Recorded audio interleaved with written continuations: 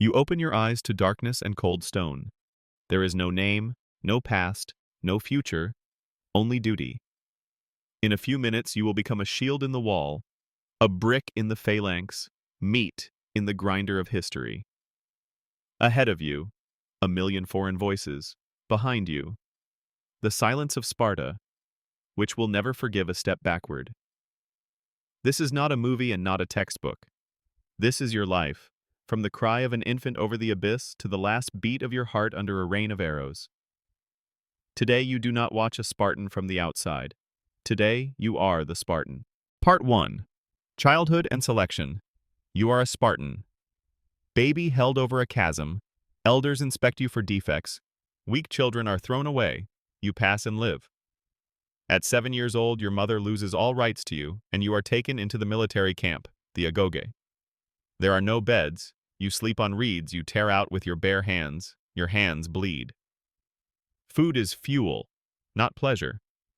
Describe the infamous black broth made of blood, vinegar, and salt.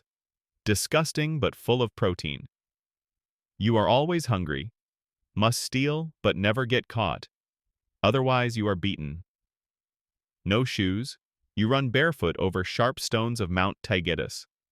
One thin wool tunic for the whole year. To keep warm, you rub stinging nettles on your skin. The burning is better than freezing to death. Part 2. Training and Cruelty.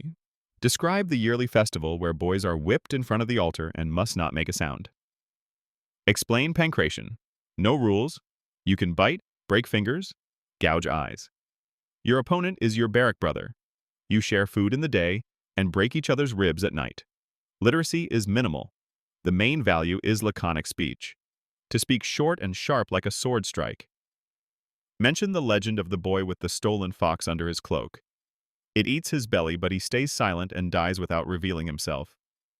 This is your ideal. Better death than being discovered. Part 3. Cryptia and First Kill. At 16, you enter the Cryptia. You get a dagger and are sent to hunt helots, dangerous slaves who could revolt. You stalk one man for 3 days without sleep. One wrong step and the slaves will kill you. Then a jump from the dark, a dagger in the neck. No duel, only cold murder. Describe the feeling of first blood on your hands and how your pity dies. Either you kill them or they kill you. Part 4. Brotherhood and Equipment. At 20, the Agoge ends. You must be accepted into the mess. The military brotherhood. They vote with bread. If even one man crushes his piece in his hand, you are rejected forever. The bread falls round. You are accepted. Now you have a new family and the right to carry a shield. Describe your gear as an extension of your body. Main weapon. The dory spear, up to 3 meters long, leaf-shaped iron spearhead piercing bronze and bone. Bronze spike at the back. Second weapon. The xiphos, a short 60-centimeter sword used only when the spear breaks and combat is at grappling distance. Shield. The aspis, 1 meter wide, 8 kilograms, covering you from neck to knees. It is held on the forearm, not in the hand, so you can hold it for hours. Helmet. A solid bronze Corinthian helmet, terrifying but muffling sound and narrowing vision. You are a tank with a narrow slit. Armor. A linen linothorax, layers of linen glued like plywood, lighter than bronze but resistant to arrows. Total weight of your equipment is about 30 kilograms, roughly half your body weight, but you are used to it. Part 5. Phalanx and Tactics. Emphasize that you are not a lone warrior, you are a brick in a wall. Your shield covers your left side and your neighbor's right side. You depend on each other. Losing your shield means death or exile, because the shield protects the whole line, the helmet only you. Part 6. March to Thermopylae, year 480 BCE. King Leonidas leads 300 picked Spartans to the narrow pass of Thermopylae. You are one of them. You march to the sound of flutes. The rhythm keeps your steps in sync and saves your breath. Your enemy is the Persian Empire. Xerxes brings what people call 1,000,000 men, an ocean of soldiers. You are amused. They wear colorful clothes, soft caps, wicker shields. To you they look like women. A Persian scout demands, "Lay down your weapons." Leonidas answers, "Come and take them." Part 7. First day of battle. You take position in the narrow pass, only about 15 meters wide. Here their huge numbers turn into a useless crowd. Before battle, you do not pray. You comb your hair and oil it. It is your death ritual. You want to be a beautiful corpse. Describe the first wave, the Medes, charging and screaming while you are silent. You wait until they are at spear length, then the crash. Shields smash into bodies. Spears work like sewing machines, forward, back, forward, back. It is not a duel but a crush. The rear ranks push you in the back with their shields. The weight of the whole phalanx presses through your body. The ground is slippery, blood mixed with dust. You step on enemy corpses like on a carpet. Your muscles burn with lactic acid, but you cannot stop. Part 8. Rotation and exhaustion. A whistle signal. Line rotation. You step back. A fresh brother takes your place. In the rear, you gulp warm water that smells of iron. Your energy bar slowly climbs back. Then you go forward again. Part 9. Broken spear, close combat. A heavy blow on your shield, a crack, your spear snaps in half. Now you just hold a stick. You throw the broken shaft, your hand reaches to your belt on its own. Click, the xiphos in your hand. Distance is now point blank. The sword is a meat grinder. You hack faces, arms, legs. You feel no pity, only rhythm. By nightfall, the pile of bodies in front of you is higher than a man. This becomes your new wall. Part 10. Second day, Immortals. On the second day, Xerxes sends his elite, the Immortals. Explain their differences. Hidden armor under their robes, good spears. They never speak. And when one falls, another immediately takes his place. The fight is even now. Your shield cracks, bronze bends. One immortal slips under your spear and stabs your thigh with a dagger. First wound. Pain is a signal. Your body floods with adrenaline, time slows down, you see their moves in advance. You kill him with a cut to the throat. Bones crunch. Now this is no longer tactics, this is rage. The immortals finally retreat. The ground is littered with their black masks. They are mortal after all. Part 11. Betrayal and Last Morning.